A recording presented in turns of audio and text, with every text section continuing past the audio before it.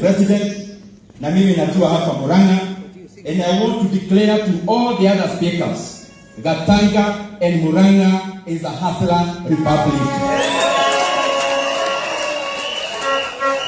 Kwa hivyo mkiongea msikie mko nyumbani, nyumba ya mahasla, na pia hii kanisa tukiongozwa na hawa viongozi na hawa viongozi wetu wa kanisa.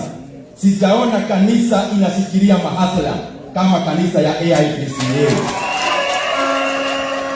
Na sijaona watu ambao ni fighters, na niliona pale Keno karibu chairman anashika pia gasa weke kwa mfuko. Nikajua hapa kimerumana. So asanteni sana kanisa ya AIPCA, na najua tuko pahali that where we are supposed to be. Mheshimiwa Deputy President, we will try to kukimbiza hii program kwa sababu tuko na ratiba kubwa hapa pale nje na kwingineko, na nikitaka niite MCA wa area.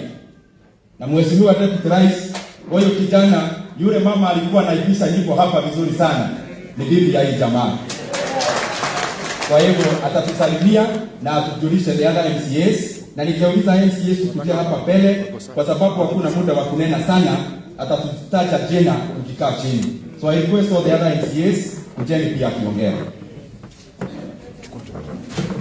Thank you very much, His Excellency, Deputy President, bishops, the clergy, honorable members, MPs, senator, MCAs, na kanisa hiyo the gaini mwaga, na ile sio the, kama tayari kanyoto itu, mureka ni, tawa hiyo bi mraji ni mwaga kanyoto. Niseme mimi naitwa Karege Murege, mimi ni MCA wa hapa ni Kariara Ward. Nakumbuka tukiwa pale katika mazishi kwa SK Masharika. Nilikuomba jambo moja tu. Utembelee watu wa Kariara. Unajua wanapenda sana hawa watu. Na wamekuwa wakinisumbua sana. Bila tu nilipigwa simu nikamwambia unakuja, nikasema haleluya. Kwa hiyo niseme hii ndio maombi yetu. Na ndio hizo tumwele tuliwa tumakale wa meza Mariana nane. Atendekale kama wale watu mbele ya DP. Kwa nasema nimeshukuru sana. Mimi yangu nimesema tu mimi nakupenda sana. Juu ile mambo huwa naona hata kama sijakaribia sana. Ni mambo mazuri sana. Kwanza mambo ya kanisa, kushikilia kanisa. Hatujaipata kiongozi ambaye anashikilia kanisa kama wewe. Kwa hivyo nasema asante sana na tuko pamoja. Hiyo jambo lingine ni mambo ya vijana wetu. Tumekuwa tukiwaonea kwa mbali kama viongozi. Wanatupita hatuwaone. Lakini wewe siku hizi unakuja tu mpaka pale, jamaa wa pikipiki na kuona, jamaa wa mkokoteni na kuona, kila mtu anamuona, na tunasema asante sana. Hiyo nyingine niseme ya kwamba tangu tuchukue serikali yetu ya Jubilee katika hiyo yangu ya Kariara, mimi nasema asante sana. Kwa hiyo mambo yenyewe hapa. Network ya barabara kutoka pamoja na Jabine, iko zingine ziko hapa, nyingi sana, tuende tunaongeza rami juu ya rami. Kwa hiyo mimi nasema asante sana. Na hiyo kanisa nimesema mimi ni member wa kanisa. Na kama bishop wangu amesema tuko hapo, mimi niko wapi? Mimi nikae wapi? Si niko hapo. Mimi sitakutenga mambo mengine, mimi nangojea tu ile 2022 kura yangu ya DP. Kwa hivyo chukua nafasi hii na MC hapa. Nataka wapitie tu hapa kila mtu jina yake na wadi yake.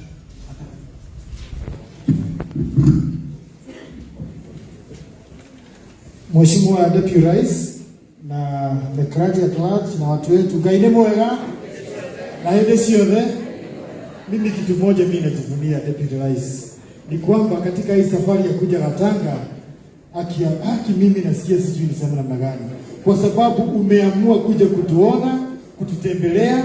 Mimi nimezunguka na wewe katika hii nchi nzima, hata Msambweni unakumbuka tulikuwa na wewe, lakini kile cha maana umenifanyia katika maisha yangu ni kuja kuona watu wangu. Mungu akubariki, akubariki. Na mimi huyu anakuita the 5th President of the Republic of. Mungu akubariki sana, na tutaendelea na safari. Asante. Mimi naitwa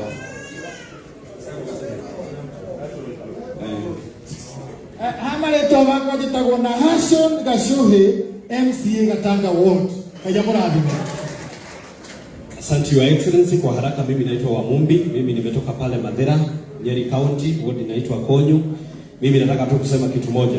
Mimi watu ambao walinichagua bila kujua wazazi wangu.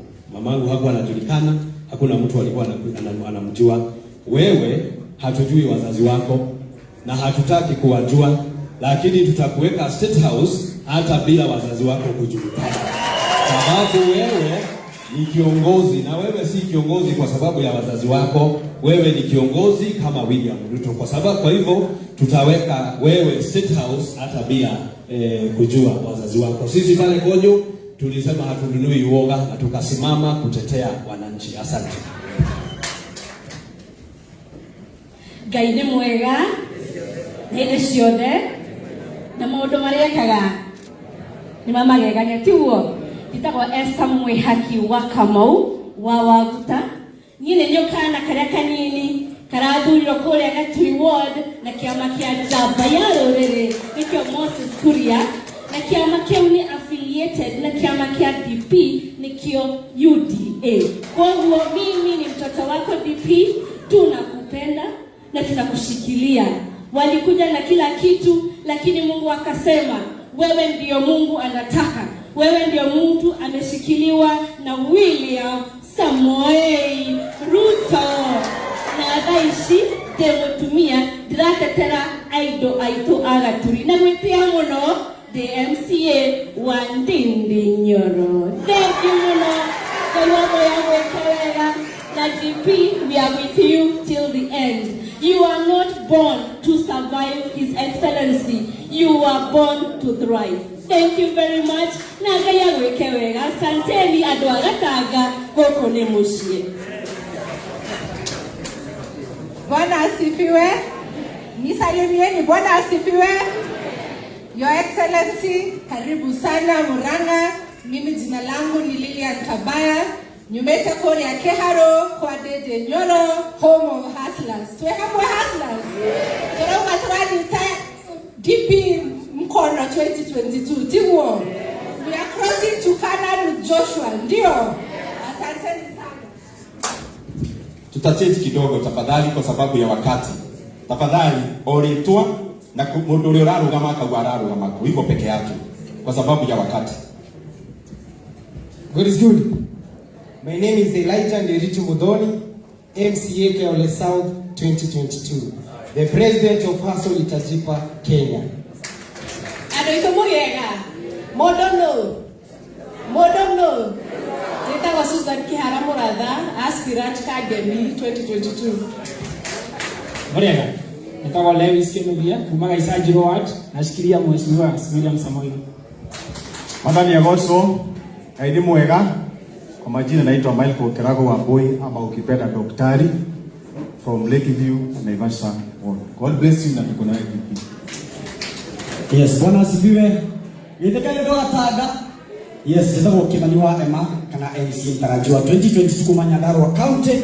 Natoka nitado aja pendo weto William Samoei Ruto. Asante sana kayo wa mwana. Gaine mwega. Jina wa John Kinyong'olithi kumara Laikipia East kumanda watu. Hamjamboni, amali jote kwa Chris Washuri kutoka kule Laikipia, ama kiongozi, ama kijana na Ruto, na tuko pamoja DP, tumetembea na wewe. Mimi nimetoka pale na Nyuki. Asanteni sana. Bwana asifiwe tena. Majina ni Julius Moreithi, aspirant 2022 pale Mwihoko, na tuko nyuma yako mheshimiwa.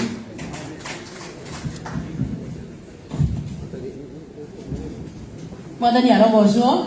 Bwana asifiwe. Ndio magiugane aspirants nine kuheo daike mwe tondu nie ni gucagurwo njagoretwo.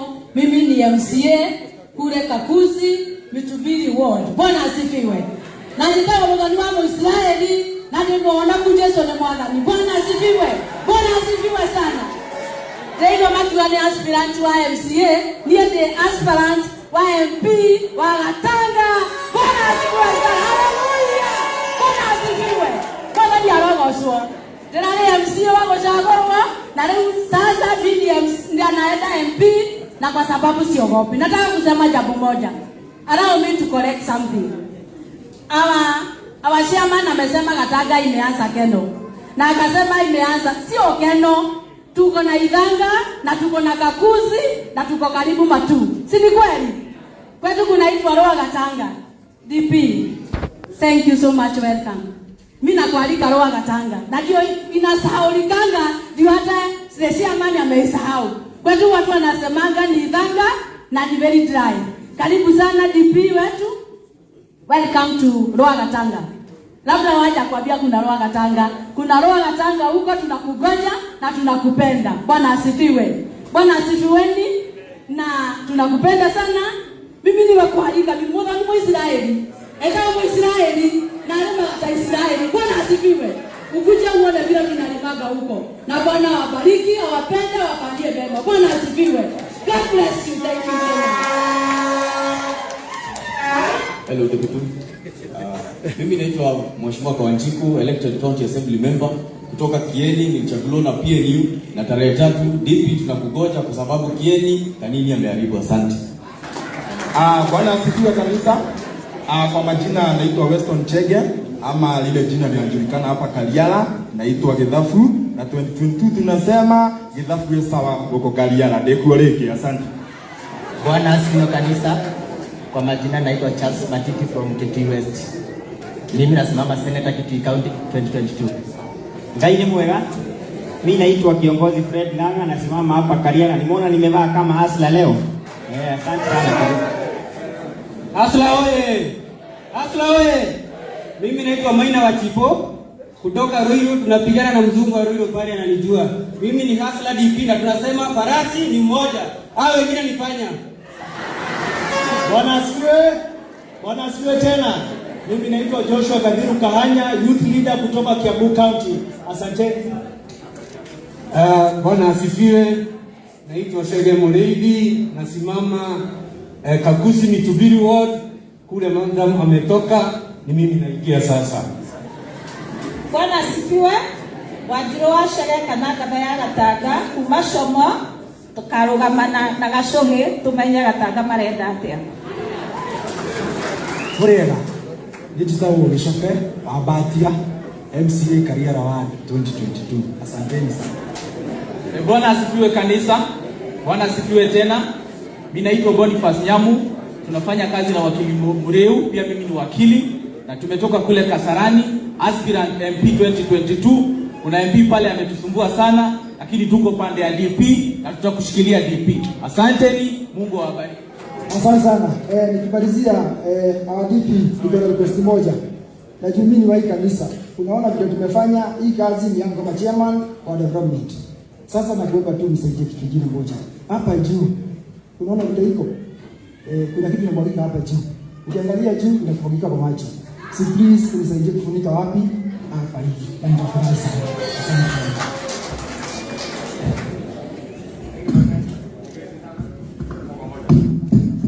Asante sana kila mtu. Tumeona tuko na viongozi wengi wanataka hii mrengo ya hasla. Sasa Mheshimiwa Deputy Rais, tuna watu wengi ambao wanataka cheo ama seats za parliament in Murang'a. Aspirants, nikiwaomba wasimame tafadhali kwenye wako wengi unawajua. Mkuha kuja useme jina moja peke yake tafadhali.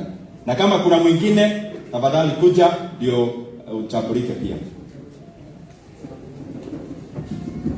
Dambre hera geidisha doka kama mosha mukira mwadhani agosho gaini mwega itago Johnson muku habitu mikuria kagema na hizi tuzichokaga thutha ni muririkana mundu ogagate if you rat a snake you must be prepared.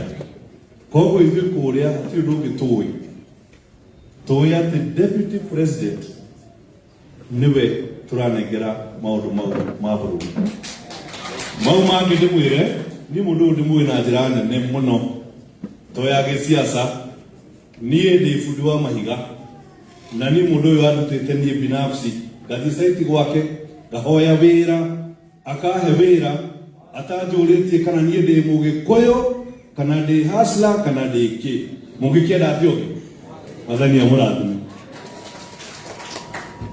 Watu wa Mungu hamjambo. God is good. Waithania yuko murega.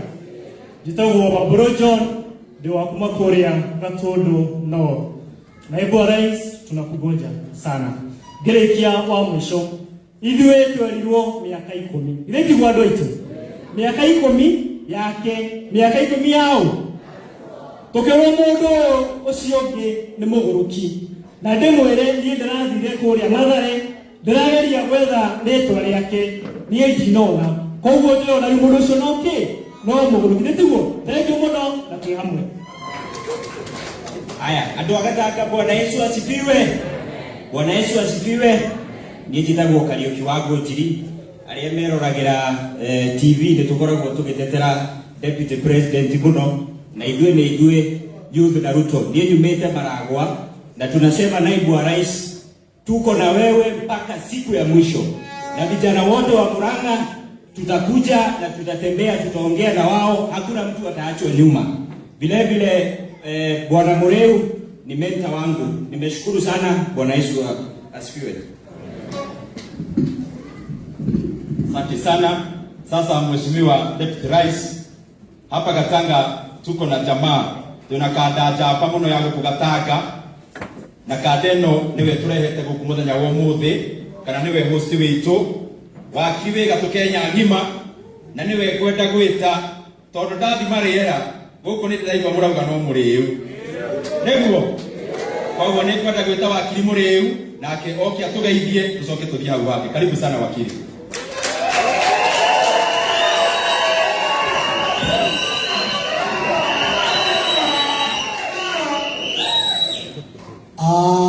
Deputy President of the Republic of Kenya, Dr. William Samuel Ruto, wabunge wote wa taifa la Kenya na maseta ambao wako hapa, ma-MCA wa kutoka mahali mbalimbali, mabishop wetu wa ABCA, the clergy na viongozi wa administration, tugenga ine mwega ede ciothe.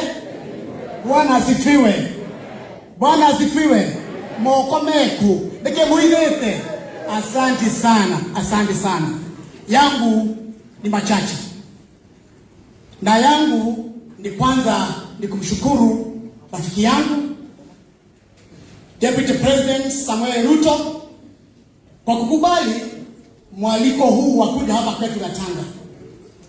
Na labda wale ambao hawajui zaidi, tulikuwa miaka moja ya shule ya vijana wale ambao wameenda university, hiyo miaka ya 90. Pia naona rafiki yangu pale Mheshimiwa kule Meru, Murugara, alikuwa pia ni wakili mkubwa sana huko, na nashukuru zaidi Bwana Deputy President kwa kukubali mwaliko wa kuja hapa Gatanga. Na kwanza ningetaka kusema Gatanga na the whole of Mount Kenya ni hustler nation. Ni kweli? Ni kweli? Nionyeshe na mkono kama ni kweli. Hautaki udanganyifu. Na mimi niliambia the president akija hapa yeye mwenyewe atajionea watu yake. Na nimeshukuru. Ya pili, Bwana Deputy President, nimesikia malalamiko kadhaa hapa. Na ni kweli ya kwamba hapa kuna upungufu wa viongozi. Na ndio mwenyewe mimi nimejitolea nikasema waacha, let me risk ili nichukue hasla wetu twende wapi? Juu.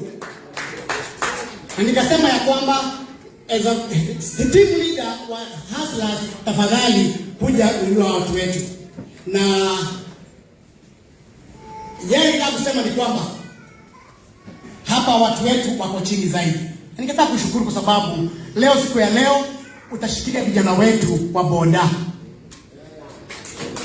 Pia umeshatuahidi hata akina mama pia utakuja pia kuwashikilia. Na mimi nikisema ya kwamba niko na vision ya hapa Gatanga. Na vision yangu ni mambo tu mawili. Ya kwanza ni masomo. Kama mnavyojua, masomo Gatanga kaunti mzima sisi ndio uwanga wa mwisho. Didinyoro namba 1, Kegumo ndio namba 2. Sisi ni wa mwisho. Deputy President, ninakuomba tukichukua hii serikali, ukiwa favorite president of the Republic of Kenya, nataka unipatie nafasi niinue masomo ya watu wa Gatanga. Jambo la pili, ningetaka pia niwe kwa mstari ya mbele katika kabineti yako, tukishughulikia mambo ya employment ya vijana wetu. Hapa vijana hawana kazi, na ni kitu kidogo tu mimi nasemanga, ni kushughulikia tu nani anaandikana na nani huyo anaandikana anatakiwa afanyiwe nini. Ile kama ako na watu 20 aandike watu 40, kama ako na watu 100 aandike watu 200. Nikimalizia, sisi ni Wakristo na hatusahau vile tunasemanga. Tulisema ya Uhuru 10 na ya Ruto 10, ya Uhuru 10 na ya Ruto 10. Hiyo deputy president tumekuahidi, hiyo iko ndani, na ningetaka mumuonyeshe yuko hapa na mkono ishara ya hiyo 10 mtamwekea. Asante sana na Mungu awabariki. Mwalimira gani yuko ali awegogo. Na sasa tuko na viongozi wengi sana wametutembelea hapa Gatanga siku ya leo, na nitaita wengine na nitasaidiwa na mother and son anaitwa Alice Wahome hapo tukiendelea mbele. Lakini kwa saa hizi ningetaka nianze na wa Murang'a wenye wameenda Nairobi, na naona mheshimiwa James Kakuya ni wa hapa Murang'a. Karibu sana usalimie watu ya kwako.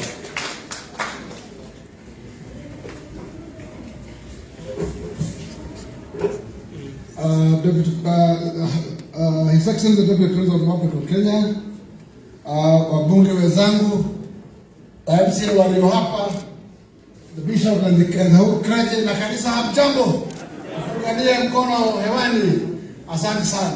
Mimi majina yangu ni vile mmesikia, mimi naitwa Kakuya na mimi nimechaguliwa kule Nairobi, eneo inaitwa Embakasi North, lakini mimi ni mzaliwa hapa. Mimi ukiwa Ndakaine uko nyumbani. Tunaelewana? Mimi Gatuna sio mgeni hata kidogo. Hapa nimechapa biashara na tunajuana na wengi hapa, watu wa Mwago, Gatuna, Kemandi, Bogiti na everywhere. Kwa hivyo mimi ni mtu wa nyumbani, na nikiwa hapa nasikia nikiwa nyumbani. Lakini mnajua hata kule Machakos inatoshea kwa sababu ya kuondokania kwa stage. Hapa lazima tungetoka, hatungetoshea. Lazima tungetoka Green Pacha na ndivyo tukajipata Nairobi. Yangu tu ni kuwakumbusha watu wa Murang'a kwamba tumetolewa mbali na hasara number 1, na ni kwamba mimi yangu ni kusisitiza kwamba mtu akikutendea mema unarudisha mkono kwa wema. Kwa hivyo hatuwezi kosa kuwa kwa historia kwamba ati tutasahau na tufunge macho tuseme hatujui kule tumetoka. Na tunajua Mount Kenya Mlima hatungefaulu katika uchaguzi wa 2013. Watu wote walituhama wakatoroka, lakini dume moja tu ikabaki na sisi, na hiyo dume ikafanya tukapata 50+1. Kwa hivyo mtu wa kusahau leo aseme hatujui mema tuliotendewa na hasara number 1, huyo ni mtu ambaye ana akili ndogo kama wadho, na ni mtu wa kusahau. Ile jambo lingine nitawaambia, huyo jamaa hakuchoka. 2017 akatufukisha daraja, tukavuka, tukagongwa na Maraga, tukarudia, akatufukisha mara ya 3. Kwani sisi tutakuwa watu wa akili ndogo namna gani kama marafiki wakitujenga? Sisi kazi yetu ni kuwaondolea daraja au waende na mto, hiyo ndio itakuwa. Kwa hivyo mimi nawaambia watu wangu, hasa nyinyi watu wa Mlima, macho ya Kenya inatulenga na inataka kuona kwamba kama sisi ni watu wa kusahau. Na ile ujumbe nitasema, hata wakubwa wakisahau, sisi tulikuwa watu wakati wa kiapo Naivasha, Nakuru, pale tuliposema ya Ruto ni 10 na ya kijana wetu ni 10 na baadaye ya Ruto ni 10, na tuko hapo na tunasema hata watu wakibundikia njiani, sisi kama watu wa Mlima hatutapinduka. Au namna gani? Tusikirie hasara 1 na hasara akivuka, sisi tumevuka. Asante.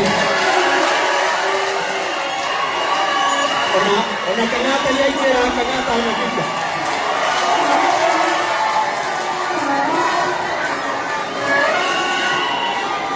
Nimona uria therete umuthi. Ni arekire wega niguo kamwena uyu. Koguo ni arekire wega. Mheshimiwa Kang'ata, asante sana, unaweza keti. Sasa ningeomba, kuna rafiki yangu tulisoma naye kule KU, Muthongo wa Roiro. Tafadhali karibu sana, pia wewe usalimie watu wa Gatanga.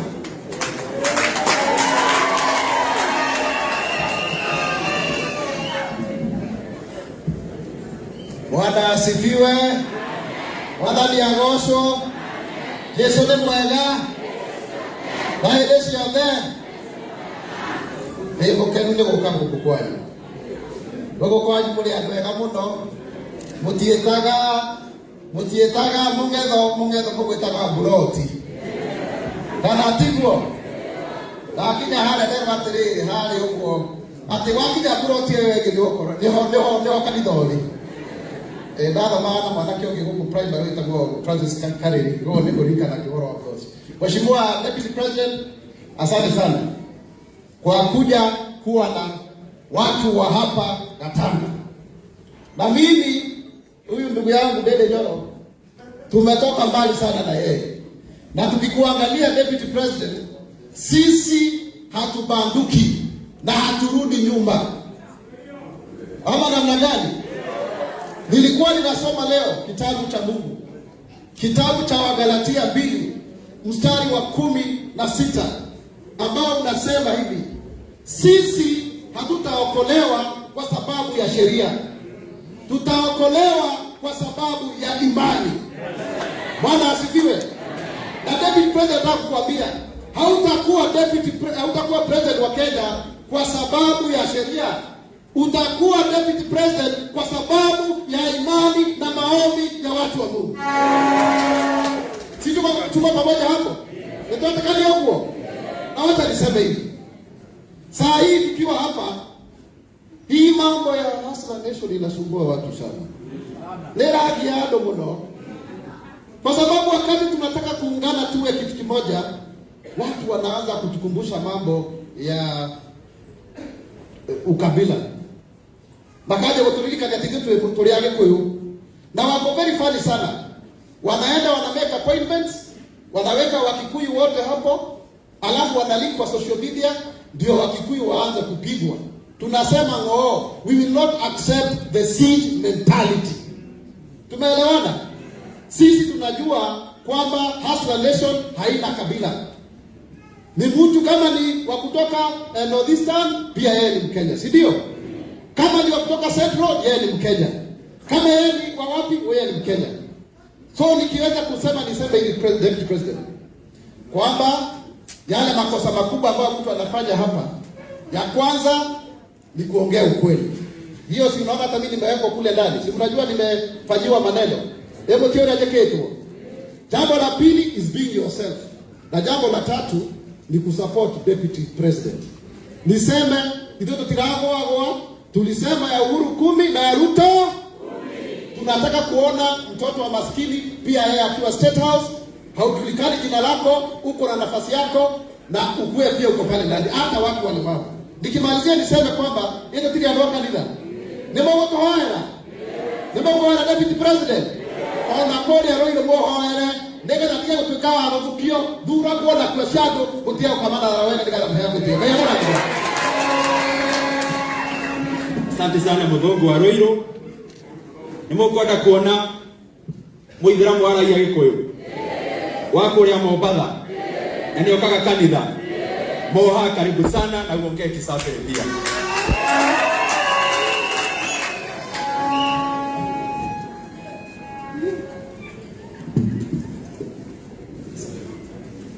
Murega andũ a nyũmba. Mwathani agocwo.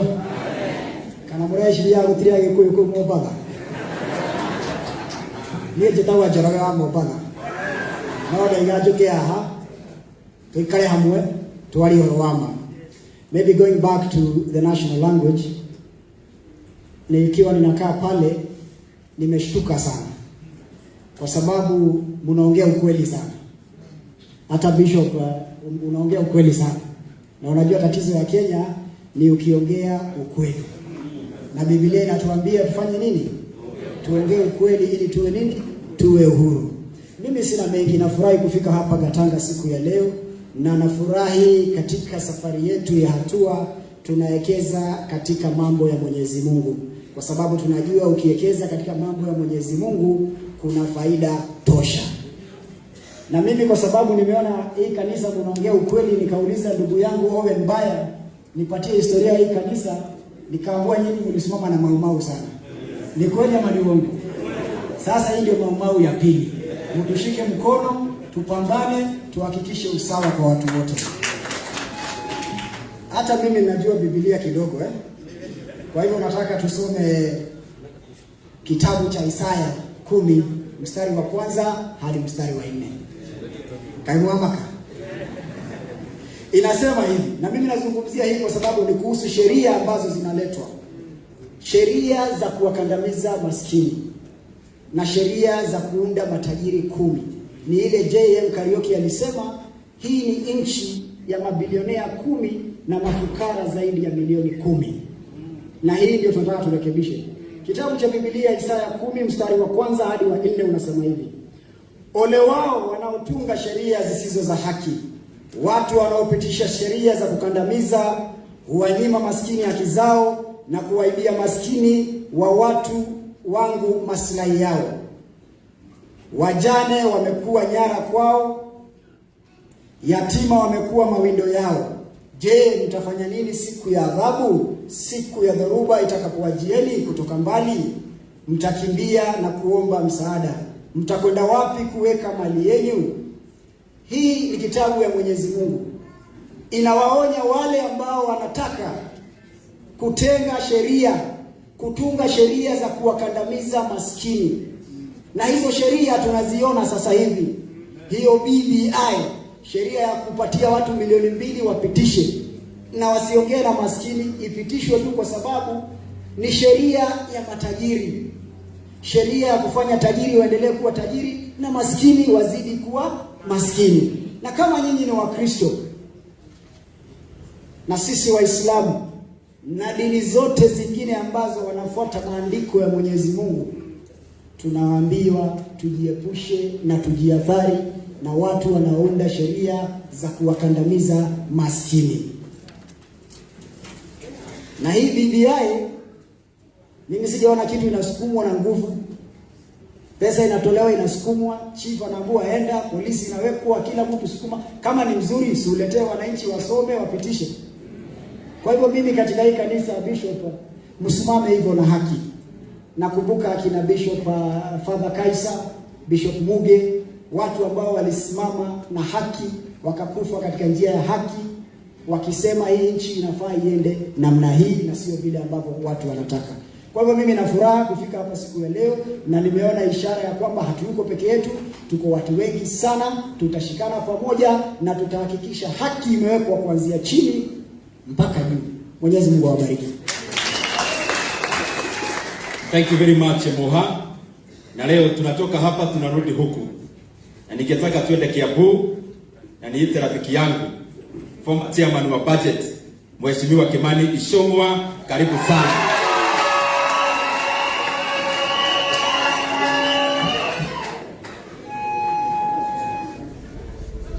Asante sana Mheshimiwa Didi Nyoro, Bishop wetu na viongozi wa kanisa na ndo ya Gatanga Murega. Mwathani agocwo ngenge ithio ciara ile njigure wega. Asante, mimi nitakuwa mfupi wa maneno. Mheshimiwa Naibu wa Rais, asante kwa kutembea hapa Gatanga, na asante ndugu yetu wakili Moreu ambaye namjua wakati nilikuwa nafanya kazi kwa insurance. Tulifanya kazi sana na yeye akitetea watu ya mambo ya insurance. Anajua anaweza kutetea watu wa Gatanga. Nimefurahi kuja hapa sababu siku mingi niko na marafiki wengi. Mheshimiwa Naibu wa Rais amekuwa akiniuliza mbona hamtembei Gatanga? Gatanga na mbona nagaja mbona yoka huko? Mbona mbona? Ndio tukerago ni andu anyu kuria bunge ateo memwe noge matiramwenda guku. Inyu ni muramwenda? Na nindakena tondu muri andu a thayu na andu mendete thayu. Na kanitha uyu witu wa IPCA twetaga waidi kanitha ũtarĩ wa gũthakwo naguo na niĩ ndithakaga naguo.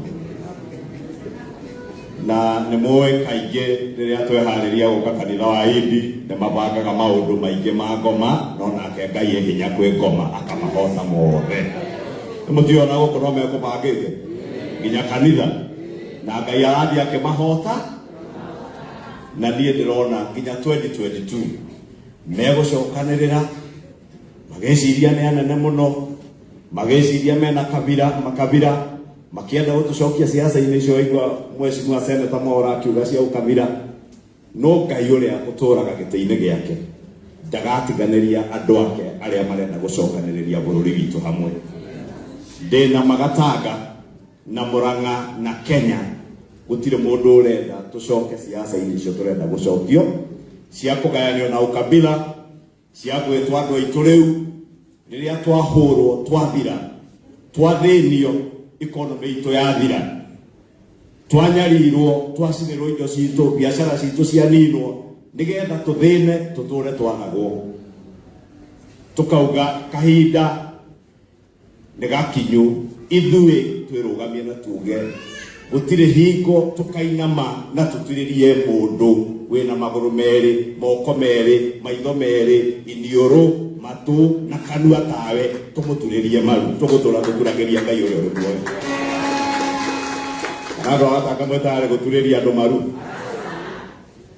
na ithuĩ ũguo nĩguo tugaga gũtirĩ hingo tũgaturĩria mũndũ wa nyama, thakame na mwĩrĩ maru, no Ngai ũrĩa ũtũraga muoyo tũgũtũra tũmwĩtigĩrĩte na tũmũhete gĩtĩo na tũhe andũ othe gĩtĩo o mũndũ harĩa arĩ, no na ithuĩ matũhe gĩtĩo ta mũingĩ wa Kenya atĩ twĩna hakiri njiganu, hakiri cia kũigana gwĩthurĩra atongoria arĩa tũkwenda gwĩthurĩra, kana tiguo?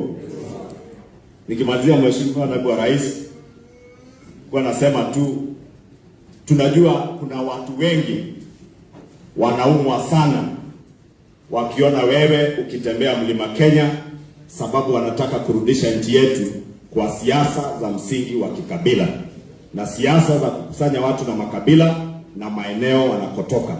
Nataka tukuambie mlima Kenya ni part and parcel of the Republic of Kenya, na uko karibu kona zote za mlima Kenya, na usiuziwe uoga.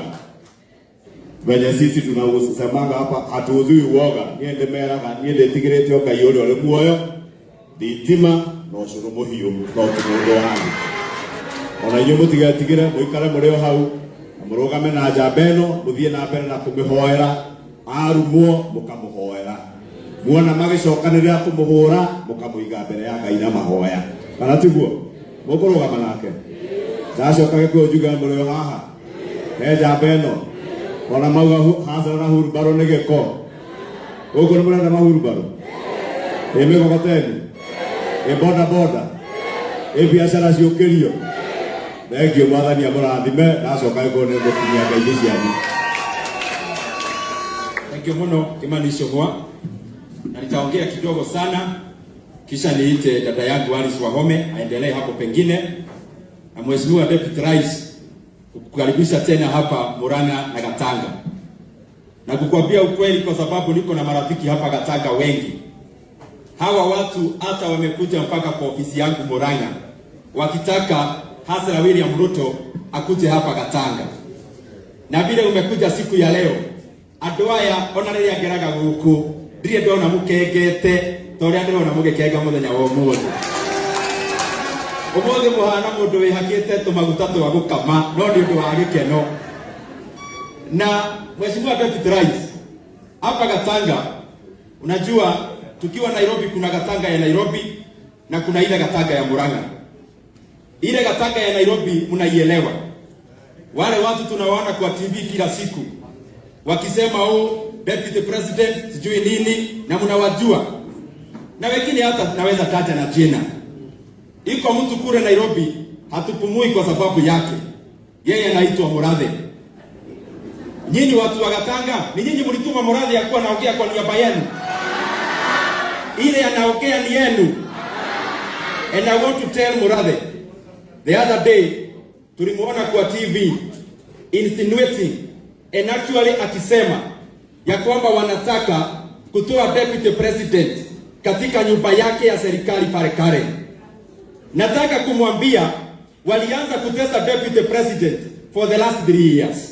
Wakachukua kazi yake, wakachukua mali yake, wakafuga marafiki yake mpaka Dede Nyoro, na bado tuko. Sasa nyinyi mnafikiria kuvuga nyumba itazuia hawa mahasura kufuata William Ruto kweli? Na tunataka kuambia, if you want to evict the deputy president from Karen, it is okay because you have the power now. Lakini sisi kama watu wa Murang'a, watu wa Gatanga na mahasura wote, hata akitaka leo analala kwa mama Kamau ama kwa baba Kamau ni sawa. Kesho yake anaenda kwa baba wa Sera. Hiyo kesho ingine anaenda kwa hiyo hasura mwingine. Kwa sababu sio nyumba tunachagua uongozi ya William Samoei Ruto. And I also want to tell Murathe, nikiwa hapa Gatanga, wewe na kuona kule Kajiado unadanganya sijui Raila Odinga ati watu ya Murang'a ati hata wanaweza muangalia. Kukuongea ukweli, nikiwa hapa mtu anatembea Murang'a, waacha hata kumpea kura, hata tukiambiwa wako pale tunaangalia the other side. And if indeed what you are telling Mzee Raila is true, kwa nini wewe usilete yeye hapa Gatura aongee na raia?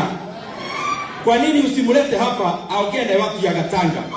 Tunataka kuambia Murathe, wacha fitina ya William Ruto, kwa sababu sisi watu wa Gatanga na Murang'a na Mount Kenya region hatukutuma wewe ukuwe unaongea maneno yetu kule Nairobi. Wewe maneno yote unafanya ni kutafuta pesa kwa Chinese, na hausomeshi hata mtu mmoja wa masikini wa hapa Gatanga. I also want to say, Mheshimiwa Deputy President, na tuliona last week maneno ya BBI ilikuja na ikapita. Watu wameunda team. Mumeunda team, mnasema ni ya football. Munaenda mnavaa uniform, mnatayarisha uwanja, mnapeleka mpira, na mko timu moja ya watu 11 na goalkeeper wenu. Mnakaa kwa uwanja, mnauliza hawa watu wengine tunacheza nao wako wapi? We want to tell you, nyinyi watu ya BBI, Hasra Nation iko na bigger agendas for this country. We have no time for BBI. Ile time tuko nayo ni ya kuja kanisa hapa Gatora, tunasaidiana kujenga kanisa. Ile wakati tuko nayo ni ya kusaidia watu ya bodaboda wainuke kutoka kwenye wako wapae juu. Na ile wakati tuko nayo ni ya kusaidia mama wa Gatanga na mahasura wa Kenya, wao watoke kwenye wako pia wao wakuwe kitu katika nchi ya Kenya. And therefore, wachani kutupush. Sisi hatuchezi mpira yenu, endeleeni na BBI yenu. Mutakoja hii team, this team is busy. Our captain is busy helping other hustlers to rise up. Na hiyo last week, kunajua hii Kenya unaweza cheka. Tuliona wakapea MCA milioni 2. Wakashika gun kwa kichwa. Alafu jioni tunaona wakipiga makofi ati wameshinda. Wewe umekuwa kwa uwanja peke yako. Goals ni 2, kwa ya upande ile na upande ile. Wewe mwenyewe hata umeikiza own goal na una celebrate. Who are you competing with, my friends? Sisi tuko busy tukijenga taifa ya Kenya. Na gerekia ekejaria na gikoyoici andu agatanga nenyo mutumaga Murathe akeyata kuria Nairobi. Murathe maundu maria nyonaga agika Nairobi no magwetha China, agetha kandarathi akaneo kanyamu kau ni ayaga guku Gatanga. Murathe kuri mwana wa muthini wa Gatanga thomithagia nenyo mumutumaga Nairobi. Ni mwendete jamene gwitwo Ruto.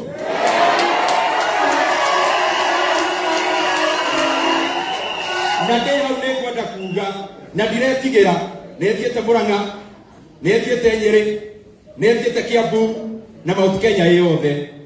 Mount Kenya rita riri na nekwenda maigwe wega kura cia 2022 turanengera njamba itu kingping witu etagwo William Samoei Ruto.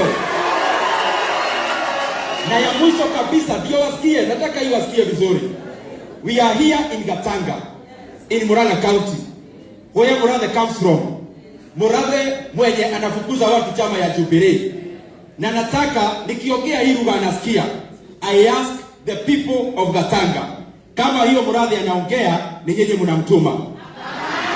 Ni nyinyi mnamtuma.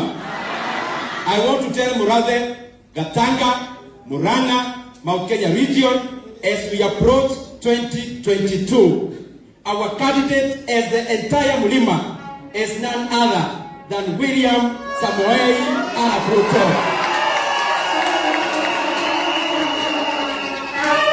Inye mwana BBI.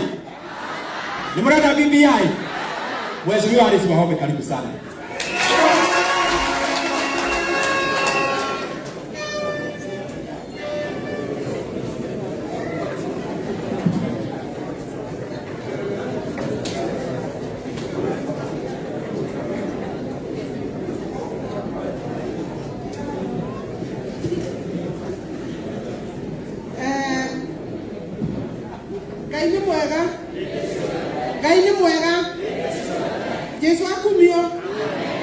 Your Excellency, the Deputy President of the Republic of Kenya, and Gatanga, tutongoretio ni Bishop aito Bishop in charge Ombogo na Bishop Kivugi na machairman aito arata akwa handiro na ajie na mundu wetu Bernard hii kanisa mimi rafiki sana na mujakaga muno mujakaga fio na ni mwetu horetu na inywe kuri akeno kana mutirari kana bara keno kwa sababu tuko na muda chache.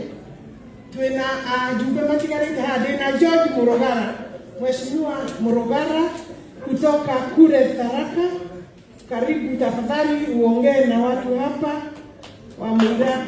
Karibu karibie. Asante. Bwana Yesu asifiwe. Asifiwe tena.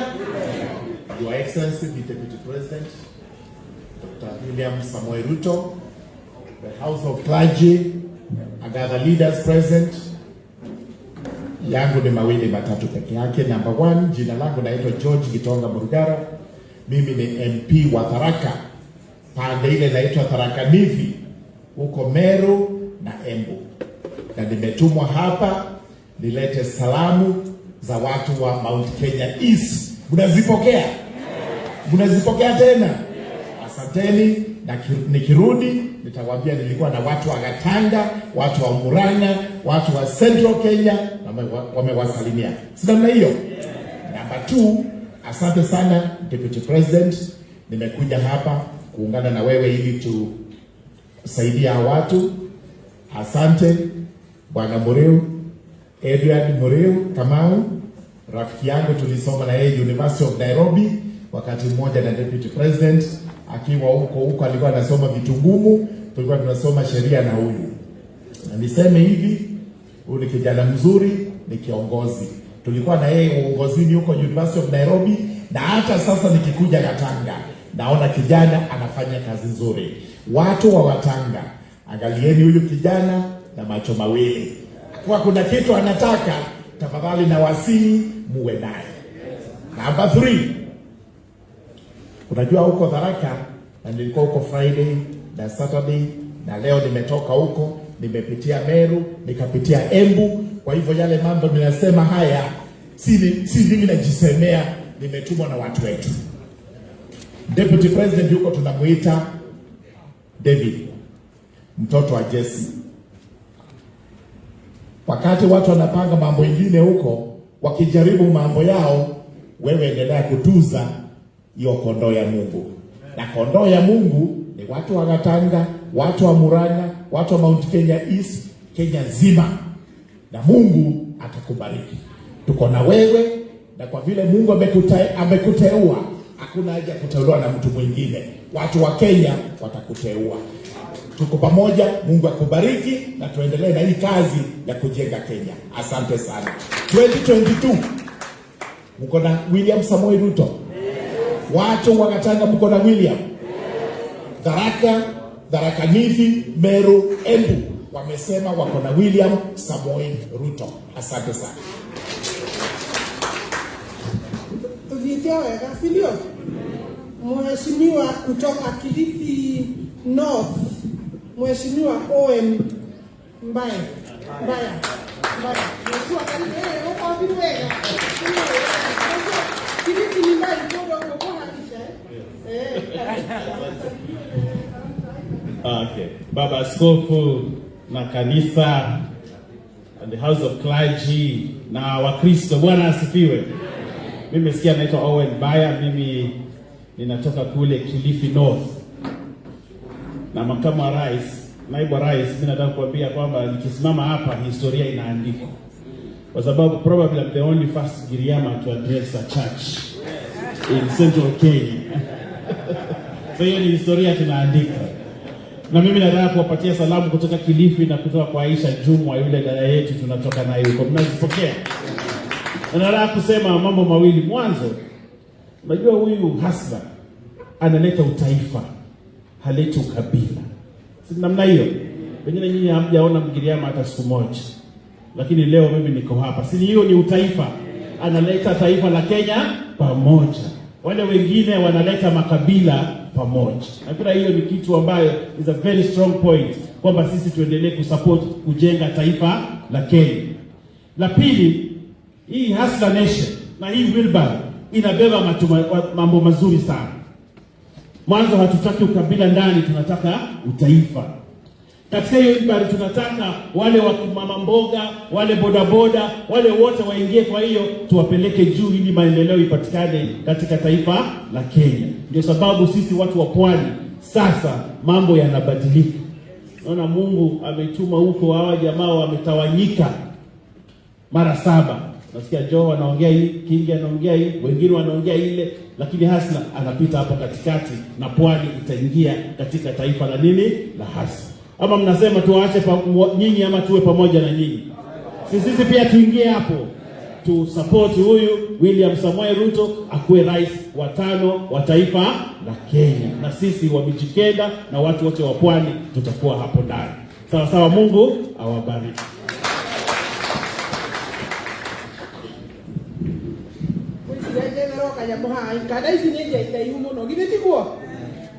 Moses ndĩrona toraya kande hau gũcikurie gũkũ. Moses kurie gũkũ. Kĩratũ kĩu kĩa njomo na gũkũ. Kana atĩa?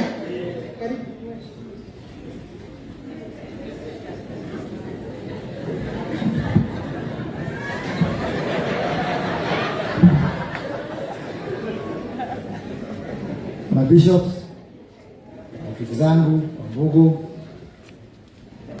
na Bishop kule kwetu Thika, viongozi wa kanisa, makamu wa rais wa Jamhuri ya Kenya na viongozi wote, Wakristo wa hapa Gatanga, hamjambo? Ngai nĩ mwega. Ngai ciothe. Ngai ũguo. Na mu relax. Mwenyewe mkonaka mradi kukugatia. Tafadhali. Kwanza relax. Kwa sababu hii ni siku kubwa ambayo tumekuja hapa leo. Nakumbuka juzi tulikuwa hapa mazishi. Katika mazishi ile mzee anaitwa Tigera. Na mkanituma mimi na huyu mheshimiwa wakili, mkaniambia lazima tulete makamu wa rais hapa. Na makamu wa rais ni kushukuru. Kwa sababu wewe unatii wale wako juu na wale wako chini. Kwa sababu tulipokuja kwako ukatusikia na mkakaa chini ya wakili na siku ya leo ikatimizwa. Kwa hivyo mniangalie na macho ya huruma nyinyi viongozi wa kanisa. Na vile niliwaambia ile siku ni gole wa kanisa ile. Baba ndio amefanya. Aliwaahidi. Ni moyo bwana yule. Na joga hii bara. Ndio kama vya ukuli.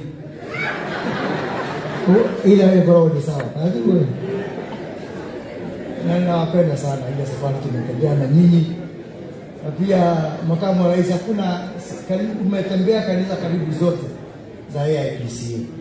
Kwa hivyo tuendelee namna hiyo. Na najua nyinyi mnadharauliwa kama watu wa AIPCA, si kweli? Lakini yetu madharau tokoro tuku. Lakini msijali hamko peke yao yenu. Hiyo madharau pia ndio tuko nayo katika hii Kenya. Nimesikia mheshimiwa amesema hapa ati hii kanisa iko na mahasara wengi. Hapana, kanisa yenyewe ni hasara. Ama namna gani? Si kanisa yetu ni hasara, yenyewe ni hasara. Si ati mko na watu wengi kwa hasara. Kanisa yenyewe ni hasara. Sisi wa Katoliki ndio tuko na watu wengi kwa hasara. Lakini nyinyi officially hii ni part, this is the official church of the Hasra nation. Ni kweli ama si kweli? Ni kweli ama si kweli? Na ndio mimi unaona wale watu ambao wanasimama na ukweli wanasikia vizuri kwa katika hii kanisa. Nataka kusema sana siku hizi mimi siongei sana. Najua miaka inaendelea. Na pia kuokoka ni kitu, sio? Kwa hiyo tunapoendelea miaka kuokoka hiyo yote tutaendelea tukipunguza maneno. Nataka kusema maneno mawili pekee yake. Kwanza, I want to speak about something called freedom. Uhuru. Hii kanisa ilipigania uhuru. Hii kanisa ndio ilikuwa ya Mau Mau. Hii kanisa ndio ilikuwa ya Jomo. Hii kanisa ndio ilikuwa ya wale wazee walianza hii taifa letu la Kenya. Na huu uhuru mlikuwa mnapigania kama kanisa. Sio uhuru wa watu wengine kuhangaishwa vile tunahangaishwa hii Kenya. Mimi nataka kusihi kila mtu Kenya hii. Hata kama haunipendi, hata kama haupendi urefu wangu, hata kama haupendi vile naongea, tafadhali tuheshimu uhuru wa mtu kuchagua pahali ataka kukaa, sana sana kisiasa. Tusipate makasiriko. Juzi niliona huko State House wanaume 6 na mama moja wanasimama hapo hata wanatuambia vile Kenya itaenda mbele. Na tulikuri na uhuru ni anyina.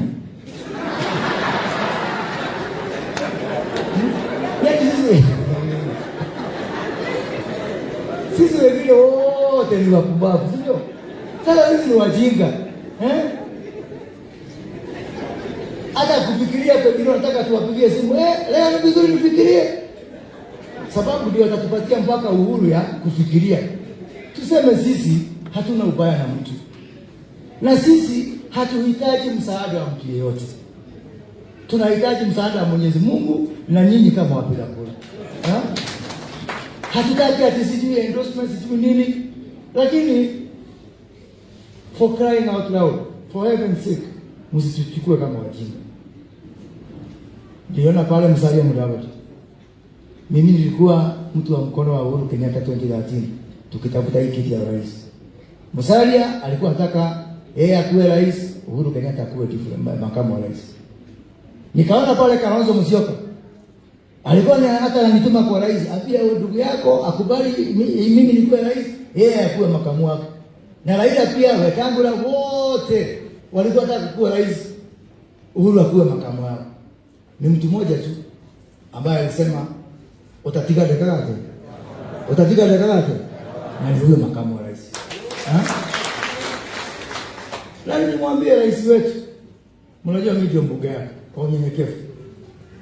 Hatuna shida na wewe. Lakini ni wewe tulichagua, hatukuchagua Raila Odinga. Na hatuna ubaya mwingine. Ni mwanzo ni Uhuru. Ni mwanzo ni Raila. Hatuna vita na hakuna siku tutampenda Raila hata utupige mdawa. Kama shida iko hapo, tunaenda bali na hii shida. Kama makasiriko inatoka hapo, tunaenda bali na hii makasiriko. Sababu hatukuwa wajinga, hatukuwa walevi. Kato kemeta katoke dula Uhuru. Tukemea hatoke dula Ruto. Na pia niwaambie, unajua sisi kwanza Wakikuyu sio watu wa kuamka kufanya decision leo. Uhuru wakati tulichagua Kibaki 203 ndio tulijua huyu akimaliza 10 ni huyu Uhuru atachukua, si ndio? Toka Mang'ombe na toka Lake kama kasawete huo. We are investors na sisi ni watu wa kuangalia mbali. So wakati pia tulichagua Uhuru 2013 tulijua 2022 tutapatia Uhuru William Ruto. Sasa anataka turudi tena kwa kitanda tulale tuote tena na sisi ni watu busy. We are busy people, tuko busy kwa mashamba, tuko busy kwa mabiashara. We cannot waste all our time changing decisions every day. Tukiweka hata kaduka hapa Gatanga, tukiweka hapa Gatora kaduka kidogo unapalilia, hata kama atakuwa na hasara tunavumilia tu. Sisi tutakufa na William Ruto. Mtu akukasirika akasirike, mtu akumeza wembe ameze wembe. Hii tumenya leo tena. Na nishukuru MC ambao wako hapa, MC ambao wametishwa. Mheshimiwa Kiruga yuko hapa kutoka Chikole Chinda Ulaya, alipiga no. Mko hapa na lakini huyu amenikosea. Huyu unajua mimi ndio mtu wa hii kanisa. Tumemwambia na siasa wakae upande huu na watu wa mafuta upande huu. Akakuja akakaa kiti yangu, lakini sasa sawa tu, mtakuja huko Madera kulikuja kizazi. Nimeona hata umeleta kanisa yako yote ya Madera iko hapa.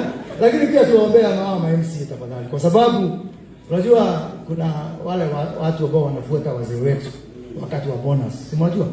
Wakisikia bonus imelipwa Kericho, wakisikia imelipwa Bomet, wanafuata wazee wetu. Wale wasichana wanafuata wazee.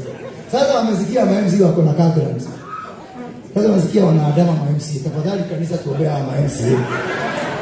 Kwa sababu hiyo Kagrand ni ya kuhongo. Na hakuna haja pesa ya kuhongo tena iende na wale watu wengine.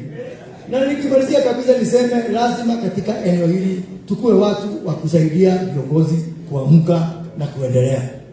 Sasa huyu kijana Ndindi Nyoro ni wa miaka 30 na kitu. Mzee kama mimi nitapigana naye kwa nini? Si nimemsaidia naamka.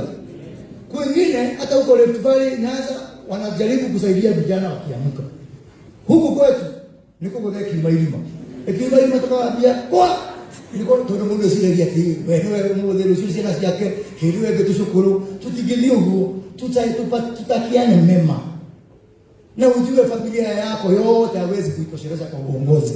Ukiona kijana kama Ndindi Nyoro unamsaidia naenda mbele. Sijuzi mliniambia nishike huu mkono huu mrefu. Nimemshika mkono na sijamshika mkono.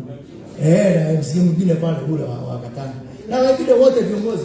Asante makamu wa rais, sababu kwa mkutano yako tunakuja unapatia watu wote viongozi, hata wale ambao hata wale wanataka mikutano mingine, hata kama mimi kama mbunge na hakuwa nifanye hivi kama na waacha, na mimi sina haraka ya kuacha.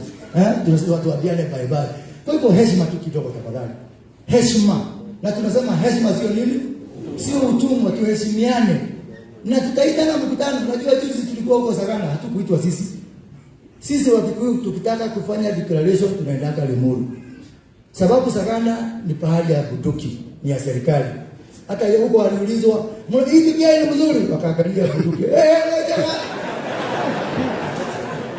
Sasa kwa sababu hataki vitio kama hizo, tupatie nafasi, mimi nitawaita huko tukiwa na Ishongwa, tutawaita huko Limuru tufanye declaration mchana bila bunduki. Asante sana na Mungu awabariki sana.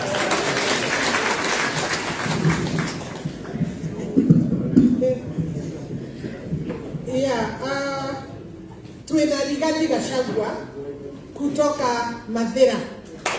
Rigathi Gachagua, mheshimiwa rafiki yangu na nimethoniwa.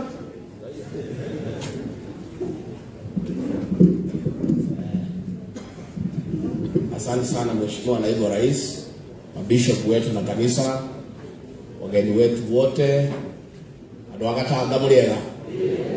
Ngeithia iciara na mwathani agocwo. Mwathani agocwo rĩngĩ. Asante sana naibu wa rais. Sisi tumekuja na wewe hapa kutembea na hao watu ya Gatanga. Hata mimi niko na interest huko Gatanga. Hapa ndio mtoa msichana umuhimu tu. Na hivyo si lazima naingia kuangalia wadhoniwa. Lakini nichunga mazungumzo nisikuja kuharibu maneno. Tana huyu Bishop wa Mbogo anatoka kwangu Mandera, Assistant Secretary General anatoka kwetu Mandera. Naibu wa rais hatuna maneno mengi. Tulitaka kufika Gatanga kwa sababu ujumbe wa juu tukoragwo nake kuria bunge. Agĩtwĩra inyuĩ andũ mũtiendaga hasara. Nĩ ũhoro wa ma? Akiuga atĩ inyuĩ mũrĩ andũ a handshake, mũrĩ andũ a Raila. Nĩ maheni? Nĩ maheni? Mũrĩ a hasara? Ũguo ngwendaga kũmenya ndikae kwaria thũkie mĩario. O nĩguo atwĩraga atĩ inyuĩ atĩ mũrĩ a Raila. Ithuĩ kũrĩa tumĩte kũrĩa Nyĩrĩ, kũrĩa kũngĩ turauga rigwe turi Kristiano turi andu akwaria ndeto ciama tondu ndeto ciama nicio ituraga na mundu ndangigwika wega umwike uru wega nduri warehwo na uru wega warehwo na ki na ithuĩ atumia tondu muri atha nyingi mundu ndangigukiriria ngari gukomeire ucoke woe ngari yo ugukomerie jambe no thiria tukiriria ngari itagwo Raila ni muraigwo mugiturwo ngari yo itagwo Raila kio igakomerio mwanake uyu ni mutiraturwo muno mwanake uyu ni murona ria arahithiririo na guturirio na kuherekio na gwikwo matharau na ithuĩ andu agatanga ndigukenda kumukuithia murigo ucio no mwina mahitia manene muno tondu inyuĩ mwatuciarĩire na mũkerera mũrathe na nĩwe ũrumaga njamba ĩno. Mheshimiwa Ndindi Nyoro, nikueleze, unaweza kuwa ujui mambo ya Murathe. Ile watu wametiwa hasara na Murathe ni watu ya Gatanga. Hao watu walimchagua 1997, kweli ama uongo? Akaenda akakunywa pombe na vitu yake akafilisika. Si ilikuwa namna hiyo? Akaenda akatafuta mzee maana anaitwa SK Macharia. Si mnajua? Akauza kiti yenu milioni 15. Si mnakumbuka? Alipokea hiyo pesa milioni 15 akaruka. Si mnakumbuka? Na mkasema tena Murathe hata konjoa bunge milele. Si mlisema? Huyu mtu tabia hii ya kuuza watu na kutumia watu vibaya hajaanza leo. Alianza kitambo. Na kama kuna watu wanajua hasara ya David Murathe ni watu ya Gatanga. Ile hasara imekuwa kubwa Kenya ni ya kwamba David Murathe mlevi ati ndio mshauri mkuu wa serikali ya Kenya. Hii shida yote tuko nayo imetoka hapa. Murathe anaweza kuwa mshauri ya serikali? Si hata nyinyi mnajua ni hasara kubwa. Mimi na David Murathe tulikuwa tunafanya kazi kwa Uhuru Kenyatta tukiwa watu ya mkono ya rais. Kuanzia mwaka wa 2000. Murathe alikuwa amefilisika, alikuwa bankrupt. Si mnakumbuka? Alikuwa sigara ya Sportman. Anavuta, anasimba mara ngapi? Mara ngapi? Si mnakumbuka? Huyo mtu alikuwa whiskey ananunua ingine inaitwa Viceroy, ilikuwa inatoka 700. Na kwa sababu hana pesa ingine anachanganya kidogo na chang'aa. Wa leo anakunywa whiskey 1200 inaitwa Hennessy. Kazi yake ni kutapikia watu na vile ameshiba. Simulisikia pesa ya COVID? Si yeye aliongoza kuiba hiyo pesa? Na anatembea akisema tu wa Kenya ni wezi. Sasa tunasema nyinyi watu ya Gatanga kwa ile hasara Kenya imepitia mmechangia kiasi. Umechangia? Si ni mtu yenu? Si ni mtu yenu? Si mtu yenu? Juzi ameenda kwa Matiang'i. Sikulikuwa na intake ya polisi. Amesema apatiwe form ya vijana ya Gatanga. Ati vijana hapa ndio waunge BBI aandike polisi. Akapewa form 50. Yote ameuza Nairobi, amekunywa pombe. Kuna form ameleta hapa? Kuna form ameleta hapa? Sasa nyinyi watu ya Gatanga, hata nyinyi tunaombea nyinyi. Kwa sababu nyinyi ndio mmetuletea hii Murathe ameletea serikali ya Kenya hasara kubwa kwa kutoa ushauri ambaye hawesaidia Kenya hii. Ninyo moto kwa modo sio? Ninyo moto kwa. Maundu macio ngana ni mandu atanga. Ali andekiria mwana wa mwagoko. Ali okahara bya kanitha. Ali akashukuru. Leo no gutangarata gandu wa Kenya na kwa njia ya kwenda TV-ini akigangaraga ndio arite mbeca cia corona ndio arite mbeca cia China na gutire mundu ateithagia no guthukia bururi na bururi uyu thukite ati Murathe no utaraga thirikari na inyuĩ nĩ mũĩ ũrĩa mwĩkire gũkũ Gatanga. Nilikia todi kwenda gukiria hau na hivyo rais tuliona pale Ikulu watu wanasumbua rais. Tafadhali muache kusumbua rais Uhuru Kenyatta. Rais Kenyatta sisi tulimchagua, tulimpatia kazi ya kutengeneza Kenya na kutengeneza uchumi. Kuliko mpatie rais nafasi atutengenezee uchumi. Musali yako pale kwa rais anapiga magoti. Rais ni endorse. Kalonzo wako pale hata mimi nisaidie. Wetangula, ile mtu ya mjukwa na bibi nisaidie. Raila hako pale, nilibaki risasi moja, rais nisaidie. Sasa wewe ukiwa kule State House kuna usaidizi unaweza patikana? Wewe naibu wa rais usitafute endorsement ya mtu yeyote, ya binadamu mwenzako. Wewe, sisi kama raia tumeendorse wewe. Ile endorsement imebaki na uendelee kutafuta kanisani ni endorsement ya Mwenyezi Mungu. Wacha hao waendelee kutafuta endorsement kwa president, waendelee wewe zunguka kwa watu, wewe zunguka wao washinde hapo kusumbua rais, na waachie sisi rais wetu watufanyie kazi. Waache kumsumbua mambo ya endorsement.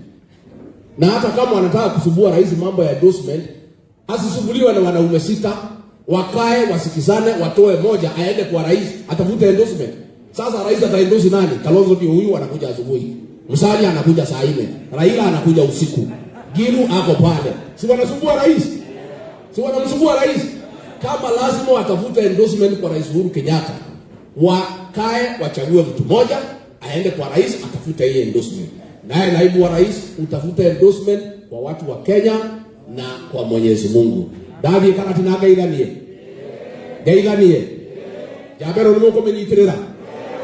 Na naibu wa rais tukikupatia uongozi kwa mapenzi ya Mwenyezi Mungu, kuna jambo moja nitaongea hapa, nataka ukusaidie. Ututengenezee fund ya guaranteed minimum return. Majani ya chai yetu tukue tukipata bonus ya shilingi 80. Na naibu wa rais pia hii mambo ya makorofia uangalie kuhusu hii watu. Hiyo ndio mambo sisi tunataka. Nimukanyitira jabeno. Ona ya huru. Ona ya chabio. Ona ya herekio. Ona ya rumo. Na hiyo tuamra dimena mwekae.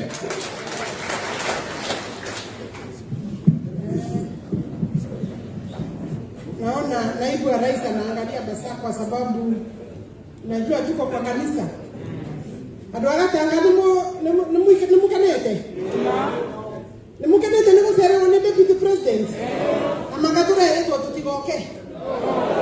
Tura yetu tutigoke. Mungu si mwengu wa kwenda kwa hana.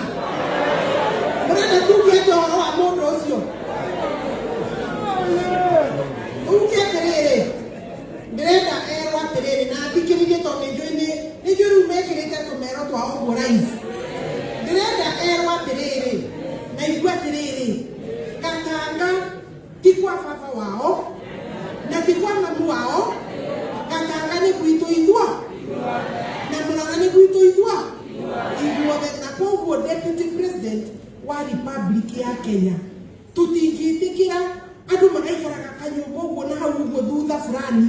Makijuaga murahatina masirage makiugaga ati hataweza kukuja Gatanga kwa sababu kuna watu fulani wanauoga akikuja Gatanga yeye atapendeka na watu. Nataka niambie hawa watu, mimi kama mjumbe wa Kandara, ya kwamba naona hawa watu hawajaelewa maneno ya Kenya. Hii maneno ya deputy president na Uhuru Muigai Kenyatta tulimaliza 2013 na 2017. Tukawapatia kazi wakiwa wote wawili, mmoja wa kusaidia yule mwingine. Nataka Murathe ajue hakuna pahali wa Kenya walichagua Murathe, Aturi, Raila Odinga. Hiyo timu yote imetajwa hapa na Mheshimiwa Gachagua. Hiyo timu ilikuwa kwa upinzani, wakichapa wale walikuwa wanaunga rais mkono. Sasa hii inaonekana ni kama ile ilikuwa ya wakati wa independence struggle. You remember there were those people during independence. I'm a historian. There were those people whose work was to salute, betray, take information, and try to defeat the struggle that the Mau Mau, the freedom fighters, were working so hard for. We still have the same people. Mheshimiwa Mureni, we still have the same people, because I think Mheshimiwa Mureni, today's presence here in Gatanga cannot be taken for granted. But we are also aware that the deputy president is part of this community. He is not coming here as a guest only of this church. He's coming here as our friend, and we are the ones who appreciate this particular visit. Your Excellency, we want to tell you wanasengwa hapa. Watu wanacheza tu free leader. Sisi tulimalizia wao kitambo. And you know, they should listen to the conversation on the ground. Watu wa Gatanga were getting very upset and impatient with us. They were saying, how come we are just going round, Kadara, Maragwa, Kiharu, and we are not coming to Gatanga? We want to tell you that we know that you are holding this fort together, the Mount Kenya region, and they can take this to the bank. The leaders of Mount Kenya region are the leaders that you see with the Hasara nation. The leaders of Mount Kenya region, there is a national shift. There is a national shift. Mheshimiwa Kang'ata, karibu sana. Ulikuwa umepotea, nao uko kwa kosi nzuri. Ulikuwa umepotea, let me tell you. And it was getting very late. People were telling me in my constituency, we want Mheshimiwa Kang'ata also. But we think there is somewhere that amepotea laini. Your Excellency, wewe usilale ati usibabaishwe na watu. Ingawa lazima tuongee juu yao. We want to remind them that you told them the conversation in this country will change. The conversation will be changed because it is for a long time we have been discussing about how to divide the spoils up there. You have brought a new conversation, but that conversation is not new. It was always there, even during the freedom struggle. The conversation is about empowering these people. It's about basic visit to church like today, Your Excellency, to help to build the church. The conversation about the young men, about young women. The conversation about how we can multiply money within the grassroots, at the grassroots level. How we can put our coffee and tea back to the market, avoiding the brokers and cartels that have forever been oppressive to the community. Your Excellency, it's a very simple language. And the tool of representation for that conversation is the wheelbarrow. Na ndugashonoke ni gukua wheelbarrow. Ibu tuli wheelbarrow goko, si urite goko thoko kanake ani. Wheelbarrow si urite goko thoko, ziko nyingi. Hata watu sahihi walikuwa wananiuliza kama tumekuja na wheelbarrow. Na hawa watu wanataabika kwa sababu ya wheelbarrow. Tunawauliza walete hata magari, tuko sawa na magari. Walete pesa ya soko, walete pesa ya motorbike. Na nimalizie, Your Excellency, nimesikiliza runinga leo kidogo viongozi wa hapa Murang'a, wengine ambaye umesaidia sana. Mmoja wa hao ni mama kama mimi, na alikuchukua jina yetu ya Maito. Mimi nataka kuambia mheshimiwa rafiki yangu, Mheshimiwa Sabina, nimesikiliza leo akisema wewe uko karibu hapa Murang'a, lakini alikuwa ana train vijana wa bodaboda, na hii training imekuwa tu imekaribia kwa sababu ya hii safari ya leo. Kuna matamshi amenena na sababu kwenda deputy president ingwisigo isio ngoiso karana gikuyo Sabina tondu nyo ile ritwa ya Maito riu ritwa riu niacokie tondu ni arari Sabithia acokie ritwa ya Maito tondu athire kurigura ngatheti-ini na no ritwa rĩa Maito ti rĩa kũgũrwo kana atĩa nĩ ritwa rĩa goro. Augire atĩrĩrĩ atĩ ndithikagwo na mugongo. Iyo ni mĩario ya Maito kweli? Iyo ni mĩario ya Maito? Tikũmũhũra ndĩramũhũra, ngwenda ĩcokere na amenye ona wake cira nĩtũgũcira na nĩtũkũũhĩhia na ihenya, tondũ ona kwĩ maũndũ maingĩ mũno akoretwo agĩka ũguo mĩkato ĩtarĩ ya Maito, ĩtarĩ mĩega. Rĩu niĩ tondũ twĩ kanitha mũnjohere, niĩ no nyende kũnjoherwo, no nĩ njiguire ndariũkĩrwo tondũ abatiĩ gũkorwo akĩnyita deputy president ũgeni. Mũjumbe wanyu nake nĩ ndĩmũhũrĩire thimũ ira, ndĩramwĩra twĩ gũkũ na ningependa yeye awe pamoja na sisi. Mjumbe wa hapa Engineer Ndwati akaniambia tuko karibu, hana shida na wageni, na akasema yeye pia atakuja.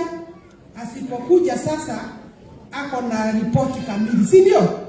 eu na inyuĩ ndũĩ twĩna mũrĩu ũmũthĩ ĩkũragĩra ũrĩa wĩkĩ ĩkũragĩra ũrĩa wĩ haku ithuĩ tiguo rĩu niĩ ingiuga nĩ gĩa kũu na ithiaga ũrĩa ikometie kĩ mũtarĩ ho rĩ no ngarĩ ho andũ acio angĩ othe maratinda makĩmaka nĩ gũkuma atongoria a hasũra.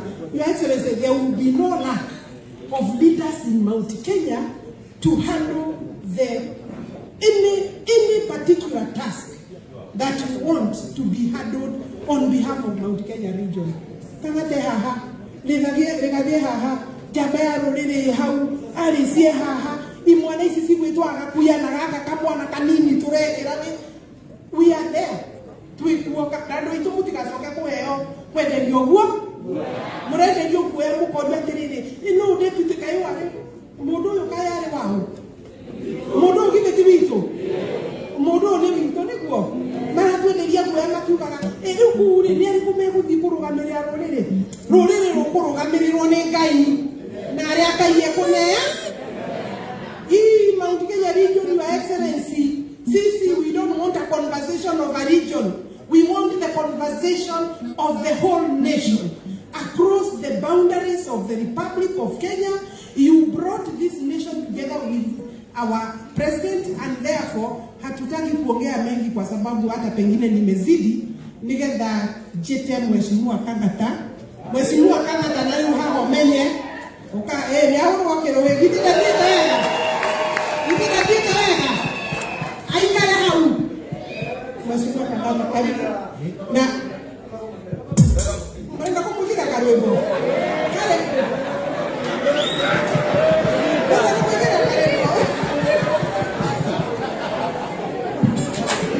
Kang'ata ndahunyũkĩte ngiuma kwa Raila ndahunyũkĩte ngiuma kwa Raila yegwatĩte yegania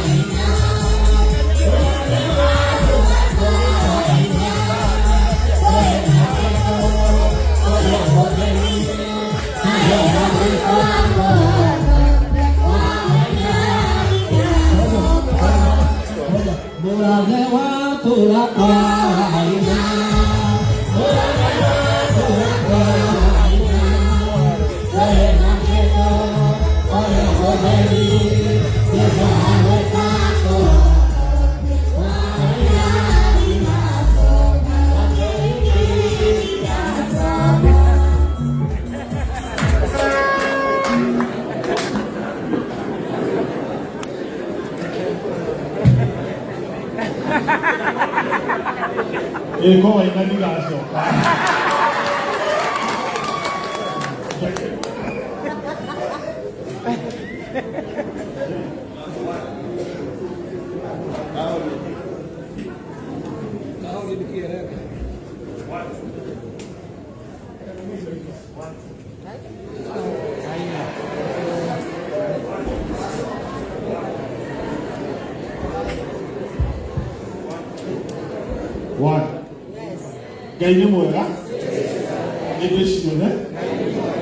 the Deputy President of the Republic of Kenya, the bishops, the clergy, members of parliament, and wagataka urega. Gaini mwega. Nebeshire. Wabele mwisho kiagano ni gushero ni Deputy President kumari yambire mwana ndiye ngaigua president akinyite mwena wa Gatura. Ni makani mae. Mwana igwa Deputy President ukite Gatura. Asa. Dakoro makofi. Kile mwaka na meri Danielo ni akimakija ni mwana president abatana na Kagera. Na leo boko na Deputy President nitamwona president. Nema. Kwa tamadule meke kimu. Wakere njuge ni mukiwe ndandikire marwa ngikio nja nĩndahenanĩtie ndario wama aya nĩ guoko igũrũ ko ndario wama niĩ ndandĩkire marwa nĩ ũndũ wa itũmi ici thiĩ ndera ndonire mathĩna marĩa andũ menamo gũkũ gwitũ Mũrang'a na Mount Kenya ngiuga tũtiambe twĩcirie ũhoro wa mathĩna maya kamũira twĩcirĩtie maũndũ mangĩ nĩ ndahĩtirie niĩ ndathire ngiona kwa mũhuano arĩmi a macani mbeca iria mararĩhwo ngiona taxes iria ci thĩinĩ wa macani nemwe 2-3 cigoka 42 ngiona arĩmi a kahũa marĩhagwo ciringi 30 kana 40 kilo ngiona andũ a makorobia gũkũ gwitũ rĩmwe tũkana 3, 5, 10 ngiona andũ a Ngandania Mũrang'a mathĩna marĩa menamo ngiona nginya bara citũ imwe itirarĩka tarũ bara ĩno ya Kĩgio kuma rĩa yambĩrĩirie ndĩrĩ yarĩka ngiuga nĩ kũrĩa ciũria icio ngiuga kamwe nĩ wega ũguo maũndũ macio marakiuga ma BBI no reke tũmbe tũrore mathĩna maya mena andũ aitũ ngiona anake aitũ matirĩ na mawĩra ngiuga nĩ kwamba kuga please your excellency nĩ tũmbe twĩcirie mathĩna maya kamũira twĩcirĩte maũndũ maya nĩ ndahĩtirie nĩ ndarumanire no kuga ũguo makĩrakara makĩnjikia nja ngĩtunywo indo ciakwa ciothe nginya ngari yakwa ĩndathia no ya thirikari ngĩtunywo ngĩmera Ngai nĩ mwega nĩ ndonire wheelbarrow ya kũnguaga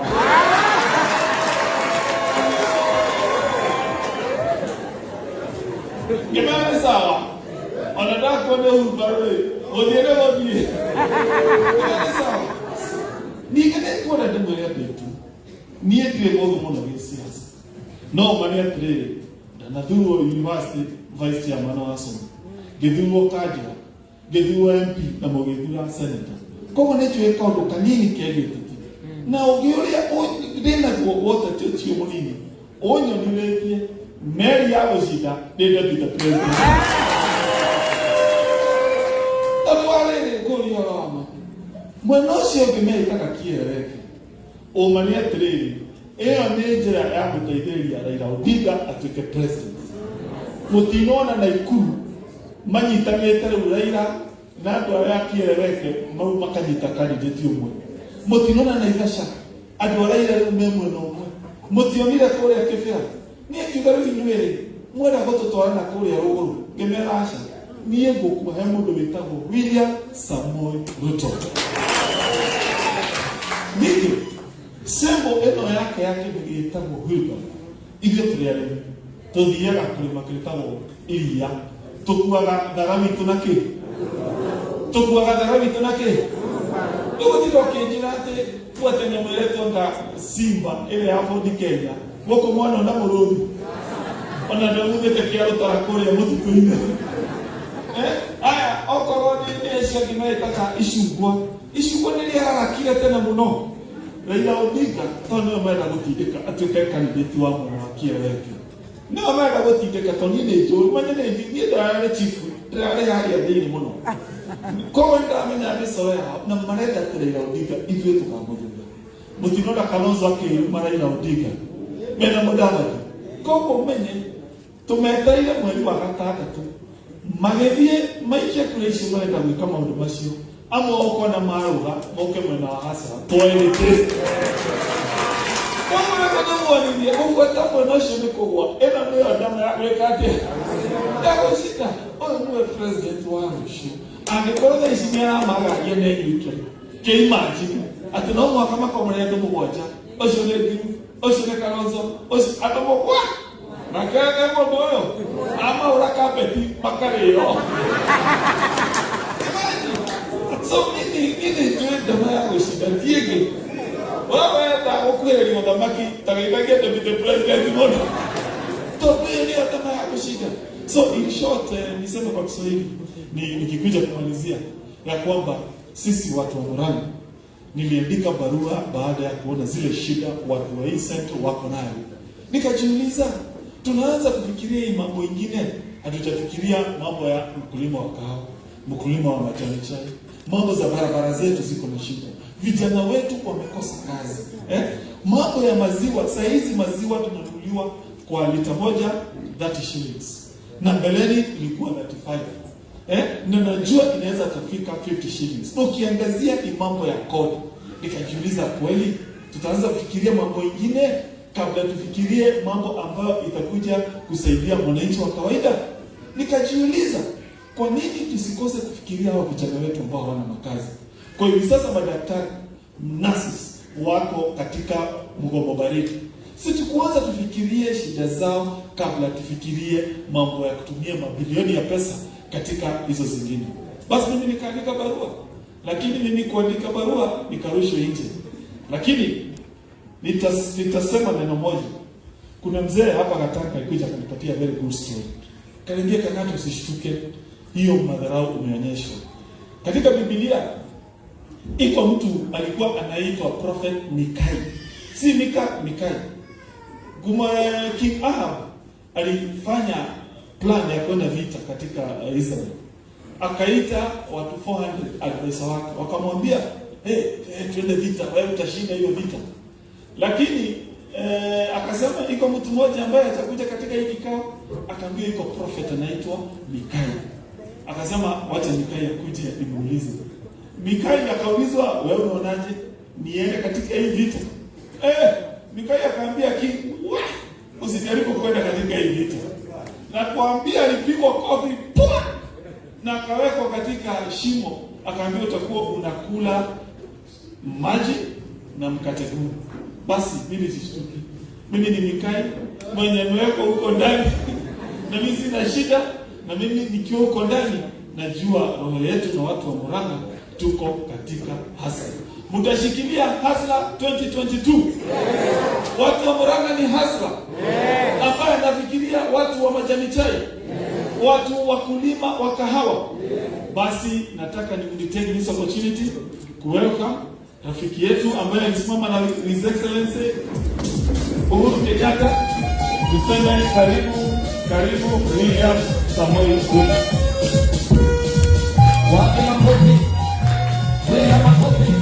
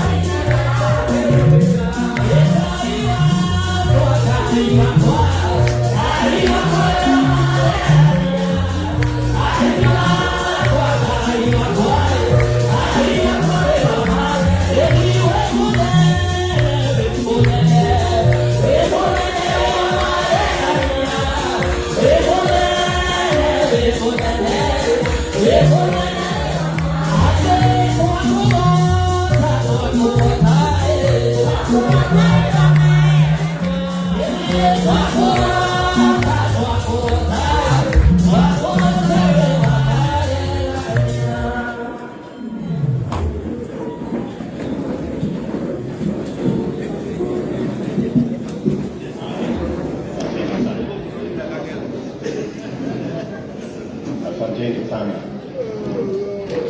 Baba wetu askofu wa jimbo la kule Nyeri, askofu wa Mbugu, askofu Ngoshi, Ibugi, viongozi wale wengine wote wa kanisa, kiwemo chairman wetu Bwana Dumia, Bwana Kimaru, ambaye ni GS yetu, Bernard na rafiki yangu kutoka Kiamagara huko, kina mama, waheshimiwa wote, Wakristo wa hapa Gatura, hamjambo? Hamjambo tena? Hamjambo. Bwana Yesu asifiwe. Amen. Ngai no mwega. endeshothe mwathani agocwo. Bwana Yesu asifiwe tena. Asanteni sana. Kwanza mimi nataka nichukue nafasi hii nimshukuru Mungu kwa kutupatia nafasi ya kutembea na huku Gatanga.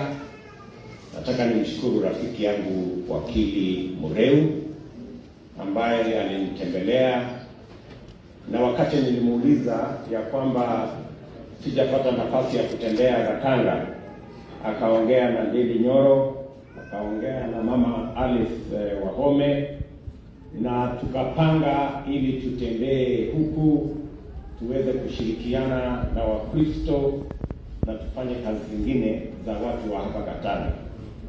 Mimi nataka nichukue nafasi hii ya kipekee. Najua tumetembea hapo mbeleni kwa shughuli zingine hapa Gatanga, lakini leo nimekuja hapa kwa shughuli ya maendeleo ya kanisa na kazi zingine.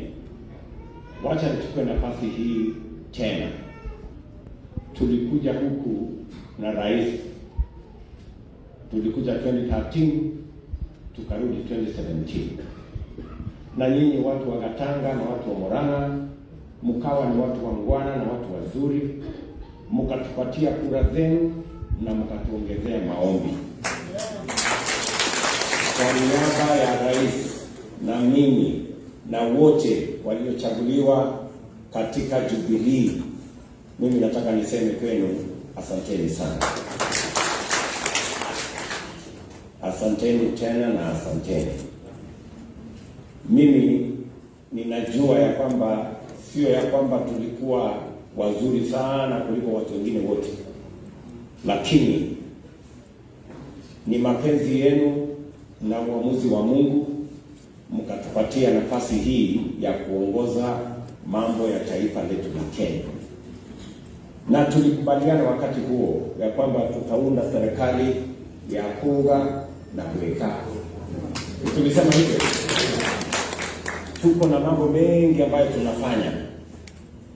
Mimi najua ya kwamba kuna watu kidogo wako na matatizo wakisikia nimetembea katika sehemu za Kenya.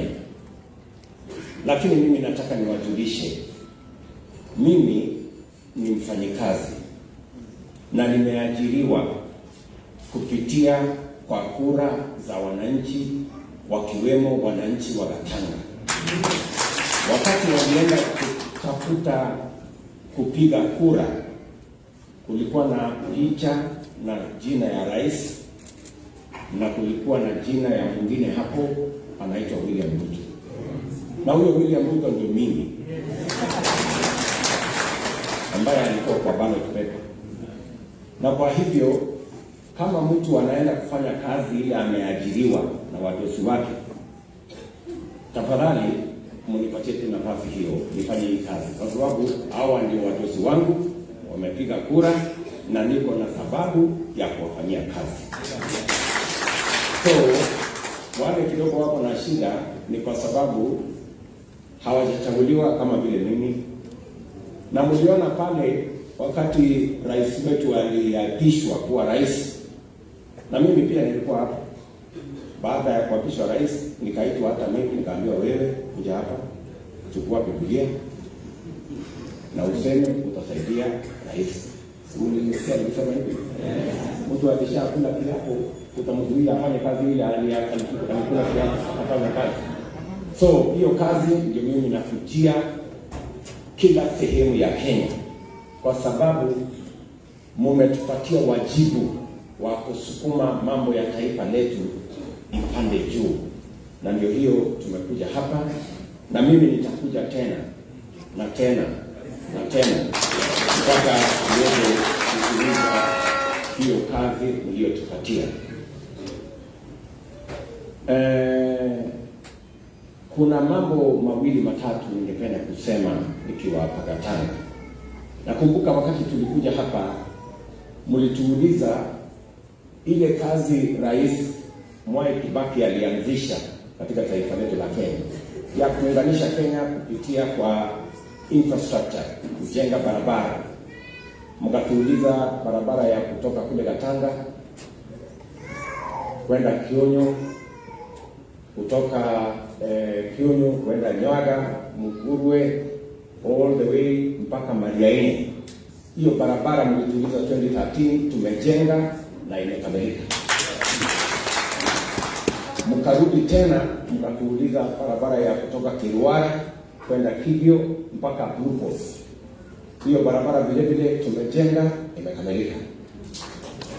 Mkatuambia tena ya kwamba mnataka barabara ya kutoka Ndakaine kwenda Wanduhi kuja hapa Gatura mpaka ifike kwa factory ya chai pale Ngere.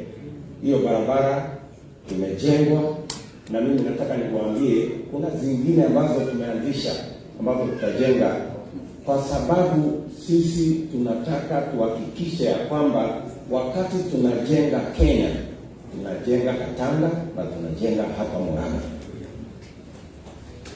Vile vile tuliwaambia tunataka kuweka stima Kenya yetu hii. Tulianza 2013. Hapa Murang'a tulikuwa na watu 45,000 peke yao walikuwa na stima. Lakini tumesukuma hiyo mradi ya stima, sasa imefika watu 1,148 wako na stima hapa Murang'a. Na kufikia mwisho wa mwaka huu tutakuwa tumeongeza watu wengine 20,000 katika idadi ya watu wako na stima hapa Murang'a. Vile vile kwa sababu ya kuweka msingi ya masomo, hasa training ya vijana ambao wanamaliza form 4, hapa Murang'a tulikuta one technical training college ya Michuki in this Murang'a County. Lakini from 2013 sasa tumejenga 6 new technical training colleges in Murang'a County. Tumejenga hapa Gatanga, tumejenga kwa Ndindi Nyoro kule Kiharu, tumejenga Madioya, tumejenga Kieni ambayo imekamilika, na hata mimi nilikuwa sio Kieni ni kule Nyeri. All the constituencies kiweko Kigumo. Takuja Kieni.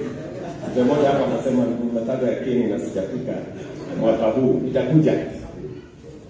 So hiyo college 6 tumejenga. Nia yetu ikiwa ni kuhakikisha kwamba kila kijana ambaye anamaliza form 4 pia anapata nafasi ya kusomea ufundi, teknolojia na taaluma zile zingine. Na tumejenga college, tumeajiri walimu, tumeweka equipment na hata pesa ya basari tumeweka. Sasa ni vijana wa hapa Gatanga, vijana wa Murang'a waweze kuhudhuria, waweze kusoma, kwa sababu mimi na Mheshimiwa Uhuru Kenyatta tulisema tunataka kubadilisha Kenya, na tulisema tutaanza awamu ya kwanza na kuweka foundation. Foundation ni kujenga reli, kujenga hizi barabara, kuunganisha stima na kujenga college mahali wanafunzi watasoma. Awamu ya pili ni kushughulikia sasa ile kazi yenyewe ya kuweka pesa kwa mfuko ya wananchi, na hiyo ndio awamu tuko nayo sasa. Kidogo imecheleweshwa na hii maneno ya kubadilisha katiba ambaye naamini itaisha hivi karibuni, ndio tuweze kufanya ile kazi ya muhimu ambayo tuliweka msingi juu yake ya kupeleka Kenya mbele. Mimi nataka niwahakikishie ya kwamba hiyo kazi ya kubadilisha Kenya haiwezi kurudi nyuma, tutasukuma iende mbele. Rafiki yangu Rais Uhuru Kenyatta akikamilisha nafasi yake, sisi ambao tumebaki tutahakikisha ya kwamba tunatimiza ile ahadi na ile mpango tulikuwa naye ya transformation ya taifa letu la Kenya. Na mimi niko tayari kushirikiana na nyinyi na viongozi hawa wote. Nataka mjue ya kwamba katika hiyo mpango wote sisi tunataka kufanya kazi kwa pamoja. Tuko na watu of course hapa katikati wanatusumbua, wanaleta fitina, wanaleta korofi, wengine wanaleta matusi, lakini hawa watu wote sisi tunawasamehe kwa sababu hatutaki watupeleke kando, tunataka kuelekea mbele, kwa sababu wengi hawa watu ambao wanatusumbua ni kukosa akili, ndio wamekosa akili. So tunawasamehe so that we can move ahead. We don't want to be sidetracked by diversionary forces. We want to focus on how to transform our nation and how to make every citizen count in Kenya. Na hiyo ndio kazi tunataka. Kwa hivyo mimi nataka niwashukuru sana kwa kunialika hapa Gatanga. Nataka niwashukuru tena kwa kunipatia nafasi ya kuwa naibu wa rais ya taifa letu la Kenya. Singekuwa na nafasi hiyo kama nipatia nafasi hiyo nikiwa na rais wetu Uhuru Kenyatta. Kwa hivyo hiyo ndio safari yangu ya kufika hapa. Nimesikia vile viongozi wetu wa kanisa wamesema wako na mpango ya kanisa ya kuendesha mambo ya kanisa, na kwa niaba ya marafiki hawa wangu, kwa sababu hawa sikuwaambia iko maneno kanisani na sitaki wanilaumu siku nyingine waseme wewe Deputy President umeshambulia naitwa nini ambush. So kwa niaba yao nitawapatia shilingi milioni 1 ya kuanzisha hiyo.